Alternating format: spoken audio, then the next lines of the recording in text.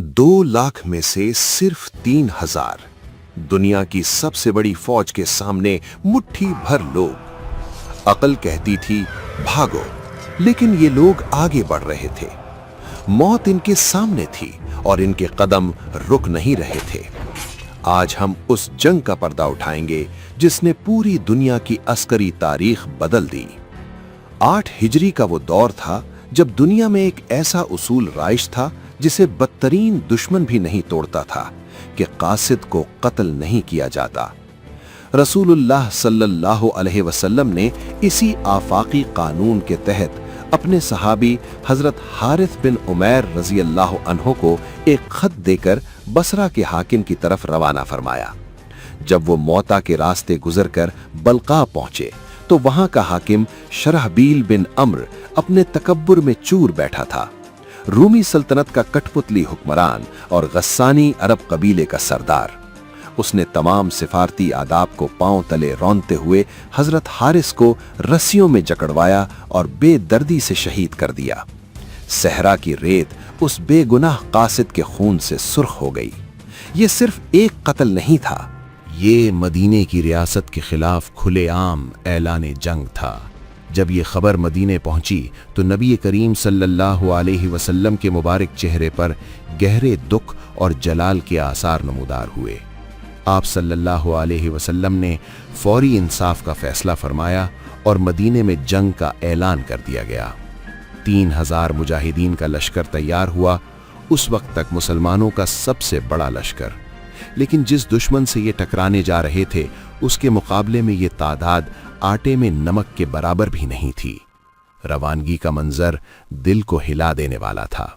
रसूलुल्लाह सल्लल्लाहु अलैहि वसल्लम खुद लश्कर को अलविदा कहने मदीने से बाहर तशरीफ लाए। सफ़ेद झंडा तैयार फरमाया और हज़रत ज़ैद बिन हारिसा रज़ी अल्लाह अन्हु के हाथ में दिया। फिर आप सल्लल्लाहु अलैहि वसल्लम ने वो तारीखी वसीयत फरमाई जो आज भी जंग के कवानीन की बुनियाद है कि बच्चे, औरतें, बूढ़े और खानकाहों में बैठे राहिबों को हाथ न लगाना, कोई सब्ज दरख्त न काटना। लंबे और थका देने वाले सफ़र के बाद जब मुसलमान उर्दुन के इलाके माआन पहुंचे तो जासूसों ने एक ऐसी खबर दी जिसने सबके होश उड़ा दिए। खबर ये थी कि रूमी शहनशाह हरकल खुद 1 लाख रूमी फौजियों के साथ मैदान में है और उसके साथ अरब के नसरानी कबाइल लखम, जुजाम और बल्कीन के मजीद 1 लाख जंगजू भी शामिल हो चुके हैं। जरा तसव्वुर कीजिए, एक तरफ सिर्फ 3,000 थके हारे मुसाफिर, दूसरी तरफ 2 लाख ताज़ा दम लोहे में डूबी हुई दुनिया की बेहतरीन फौज।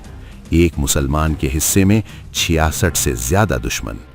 अक्ल और रियाजी के मुताबिक ये जंग नहीं, खुदकुशी थी। कुछ सहाबा ने राय दी कि रसूलुल्लाह सल्लल्लाहु अलैहि वसल्लम को खत लिखकर हालात बताए जाएं, और लोगों के जहनों पर यही ख्याल छा रहा था कि अचानक एक शेर की गर्ज सुनाई दी। हजरत अब्दुल्ला बिन रवाहा रजी अल्लाह अन्हु उठे और एक ऐसी तकरीर की जिसने तारीख का रुख मोड़ दिया। ऐ लोगो, खुदा की कसम, तुम जिस चीज यानी मौत से डरते हो यही तो वो है जिसकी तलाश में तुम घर से निकले हो।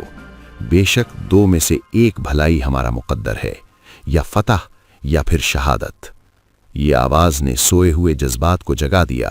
खौफ के बादल छट गए और फिजा नाराए तकबीर से गूंज उठी। अल्लाहु अकबर। जंग शुरू हुई। 3,000 मुजाहिदीन उस टिड्डी दल लश्कर में ऐसे घुस गए जैसे समुंदर में छोटी कश्तियां तूफान का मुकाबला करती हैं। पहले सालार और रसूलुल्लाह सल्लल्लाहु अलैहि वसल्लम के मुंह बोले बेटे हजरत ज़ैद बिन हारिसा रजी अल्लाह अन्हु ने झंडा थामा। वो रूमियों की सफ़ें चीरते हुए आगे बढ़ते रहे।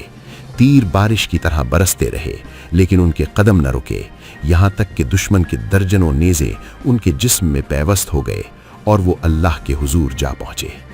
झंडा भी ज़मीन से लगने भी न पाया था कि दूसरे सालार शेर खुदा के भाई हज़रत जाफ़र बिन अबी तालिब रज़ी अल्लाह अन्हु ने उसे थाम लिया। वो घोड़े से कूद पड़े और दुश्मन के घेरे में अकेले लड़ते रहे। एक रूमी ने वार किया और दाहिना हाथ कट गया। उन्होंने झंडा बाएं हाथ में थाम लिया। फिर दूसरा वार हुआ और बायां हाथ भी जिस्म से जुदा हो गया। लेकिन कुर्बान जाएं इस अजमत पर, दोनों हाथ कटने के बावजूद उन्होंने कटे हुए बाजुओं और सीने से झंडा थामे रखा। 90 سے زیادہ زخم کھانے کے بعد وہ شہید ہو گئے۔ روایت میں آتا ہے کہ اللہ تعالیٰ نے انہیں ان کٹے ہوئے بازوؤں کے بدلے جنت میں یاقوت کے 2 پر عطا فرمائے، اسی لیے انہیں جعفر طیار یعنی اڑنے والا کہا جاتا ہے۔ ادھر میدان جنگ میں خون بہہ رہا تھا اور ادھر سینکڑوں میل دور مدینے میں رسول اللہ صلی اللہ علیہ وسلم کی آنکھوں سے آنسو بہہ رہے تھے۔ آپ صلی اللہ علیہ وسلم صحابہ کو بتا رہے تھے، زید نے جھنڈا لیا، وہ شہید ہو گئے، جعفر نے لیا، وہ بھی شہید ہو گئے۔ تیسرے سالار حضرت عبداللہ بن رواحہ رضی اللہ عنہ نے تلوار نکالی اور رومی فوج کے سمندر میں کود پڑے، وہ بھی لڑتے لڑتے شہید ہو گئے۔ تینوں سالار جنہیں رسول اللہ صلی اللہ علیہ وسلم نے نامزد فرمایا تھا، یکے بعد دیگرے شہید ہو چکے تھے۔ مسلمانوں میں افراتفری مچ گئی، جھنڈا زمین پر پڑا تھا اور رومی اسے روندنے کے لیے آگے بڑھ رہے تھے۔ اس نازک موڑ پر حضرت ثابت بن اکرم رضی اللہ عنہ نے جھنڈا اٹھایا اور پکار کر کہا، اے مسلمانوں، کسی کو اپنا امیر بنا لو۔ وہ سیدھے حضرت خالد بن ولید کی طرف گئے۔ خالد نے انکار کیا، تم بدر میں شریک تھے، تم مجھ سے بڑے ہو۔ ثابت نے کہا، خالد لے لو، خدا کی قسم تم جنگ کے فن کو ہم سب سے بہتر جانتے ہو، اگر تم نے کمان نہ سنبھالی تو آج شام تک کوئی مسلمان زندہ نہیں بچے گا۔ اور یوں اسلام کی تاریخ میں پہلی بار جنگ کی کمان حضرت خالد بن ولید رضی اللہ عنہ کے ہاتھ میں آئی، اور اسی لمحے رسول اللہ صلی اللہ علیہ وسلم نے مدینے میں فرمایا کہ جھنڈا اللہ کی تلواروں میں سے ایک تلوار نے تھام لیا ہے، اب اللہ فتح دے گا۔ اسی روز آپ صلی اللہ علیہ وسلم نے انہیں سیف اللہ کا لقب عطا فرمایا۔ خالد بن ولید نے کمان سنبھالتے ہی جنگ کا نقشہ بدل دیا، وہ اس طرح لڑے کہ انسانی عقل دنگ رہ گئی۔ روایات میں آتا ہے کہ اس روز ان کے ہاتھ میں 9 تلواریں ٹوٹی، ایک اٹھاتے رومیوں کی زرہوں پر مارتے، تلوار ٹوٹ جاتی، دوسری اٹھا لیتے۔ انہوں نے رومیوں کو پیچھے دھکیل دیا اور رات ہونے تک مسلمانوں کو مکمل تباہی سے بچا لیا۔ رات چھا گئی اور دونوں فوجیں اپنے کیمپوں میں واپس لوٹ گئیں، لیکن خالد سوئے نہیں، وہ جانتے تھے کہ صبح ہوتے ہی 2 لاکھ کا لشکر پھر حملہ کرے گا۔ یہاں خالد کی وہ جنگی حکمت عملی سامنے آئی جسے آج بھی دنیا کی وار اکیڈمیز میں پڑھایا جاتا ہے۔ انہوں نے نفسیاتی جنگ لڑنے کا فیصلہ کیا، رات کے اندھیرے میں اپنی چھوٹی سی فوج کی ترتیب بدل دی، جو دستے دائیں تھے انہیں بائیں کر دیا، جو آگے تھے انہیں پیچھے، پیچھے والوں کو آگے، اور کچھ گھڑ سواروں کو حکم دیا کہ پہاڑی کے پیچھے جا کر خوب دھول اڑائیں اور شور مچائیں۔ صبح ہوئی تو رومی ہکا بکا رہ گئے، وہ چہرے نظر نہیں آئے جن سے کل لڑائی ہوئی تھی۔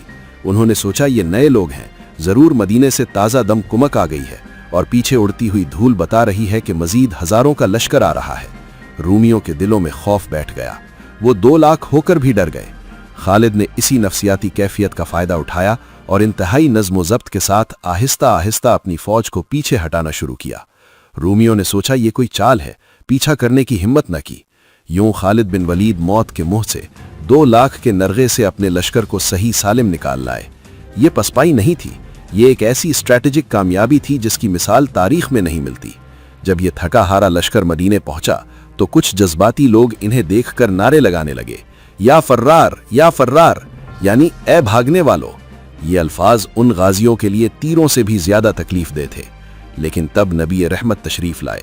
آپ صلی اللہ علیہ وسلم نے لوگوں کو روکا اور فرمایا، نہیں، یہ بھاگنے والے نہیں ہیں، یہ الکرار ہیں، یعنی اللہ کی راہ میں بار بار پلٹ کر حملہ کرنے والے، اور انشاءاللہ یہ دوبارہ حملہ کریں گے۔ جنگ موتا ہمیں سکھاتی ہے کہ مسلمان تعداد اور وسائل کا محتاج نہیں ہوتا۔ جعفر طیار کے کٹے ہوئے بازو اور خالد کی ٹوٹی ہوئی 9 تلواریں آج بھی ہمیں پکار رہی ہیں کہ حق کے لیے لڑنا پڑتا ہے، چاہے حالات کتنے ہی ناممکن کیوں نہ ہو۔